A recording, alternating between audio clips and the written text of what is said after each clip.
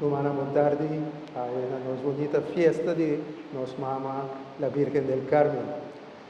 We want to welcome our Excellency, Your Excellency, Bishop Seco, and we want to welcome also Your Excellency, Bishop Saldana, right, from India.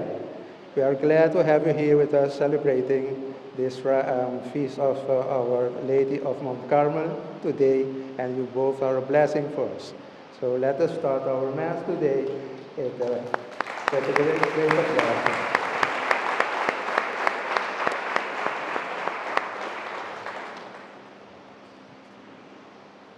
Nel nome del Pittata e di Lui e di Spirito Santo. Amén. Paz sea tu voso. Y tu espíritu. Rumana, dáganos confesar los pecados para nos por celebrar a manera digno el misterio más sagrado de nuestra fe.